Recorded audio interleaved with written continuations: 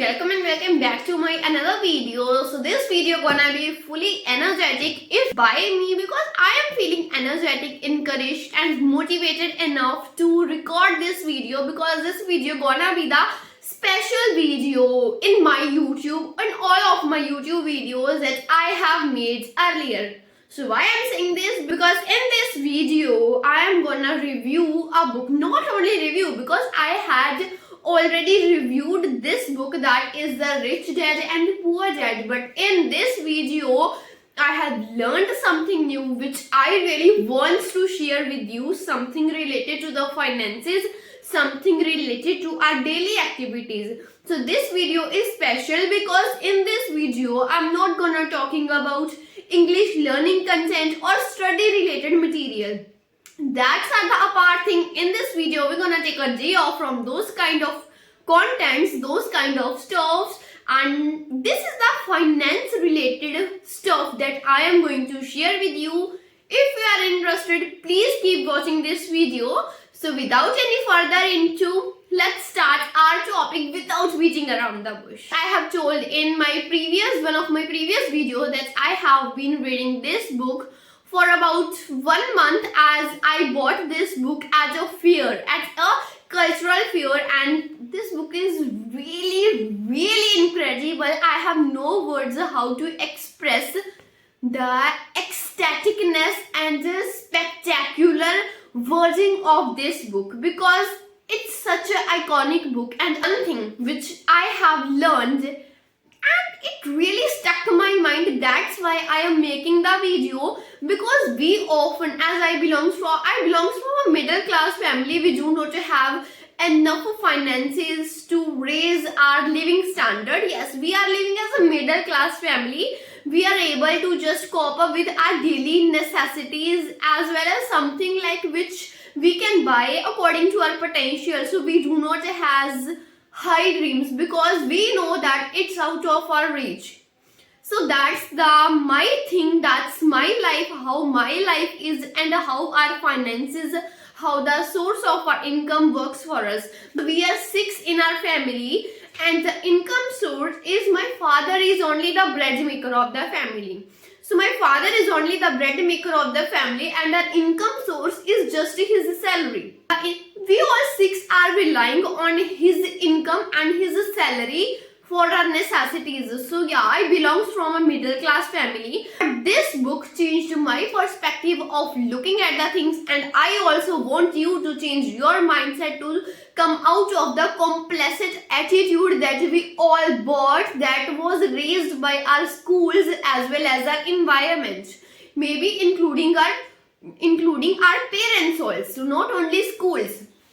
So this book states that it's not that how much we make money, it's about that how much money we are able to keep with us.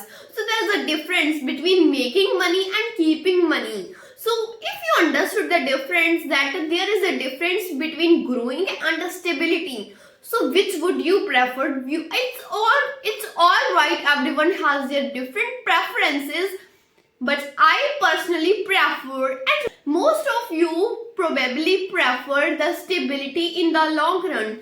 So it's about the how much money we keep, not how much money we make. It states that without the financial literacy, without the financial knowledge, we are just making the things, we are purchasing on such things which we thought that are assets, but in real they are not assets, they are the liabilities. So what is the difference between an asset and a liability? As I am a student from the commerce background, so if you are, it's easy for you to understand the difference between an asset and a liability.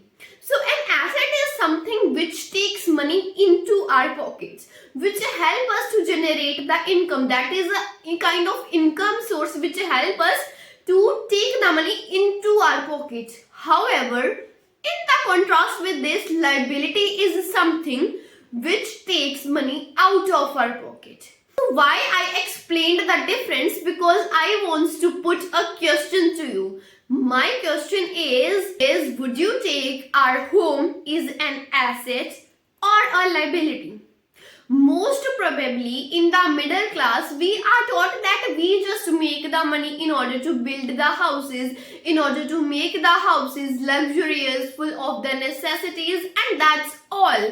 It's our mindset, it's our complicit mindset, and this is not what I am speaking from my own perspective. All the things are written in this book, and I am just explaining you what I have read in this book. So don't take it personally, it's written in the book. Thought that our home is an asset, but the rich people states that home is a liability, because when we purchase the land, when we buy the furniture, other things, we spend the luxurious things to decorate our homes, to make them feel like to create a spectacular and mesmerizing view, we need to spend some things.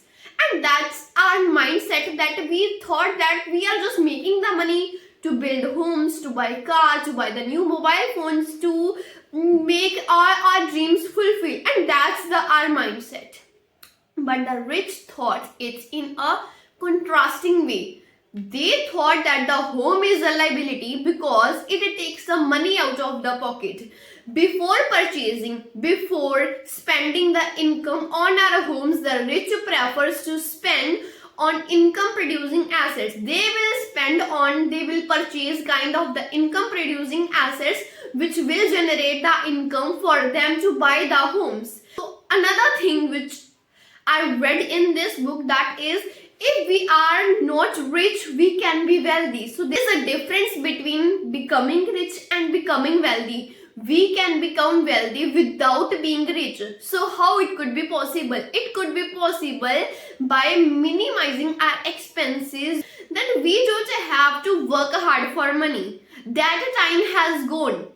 We need to make the money work hard for us if we really want to be wealthy. I'm not talking about rich. So this book, it describes that wealth is a person's ability to survive so many number of days forward with your income. So it just basically described that what happened if you stopped making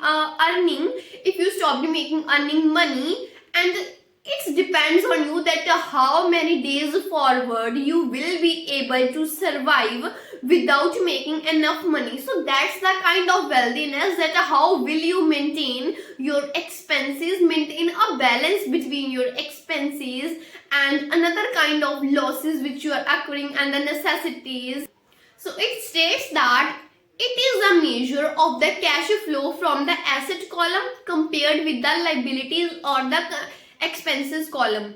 It's a comparison between the cash flow of the asset column and the cash flow of the liabilities as well as of the expenses column. As I told before, that if we are spending on income producing asset rather than just splurging out and becoming extravagant, our assets will generate the source of income for us, and that source of income, that money will help us to cover the additional expenses. So in this way we can be wealthy without being rich. So we can be wealthy without being rich if we are able to maintain the comparison and maintain the balance between the cash flow of the asset column as well as of the expenses column. And this line states that rich people acquire assets and we middle class buy the liabilities, such as we are spending on the homes or buying the cars that we think that are an assets. But in actual, they are liabilities. They are taking the money out of our pockets.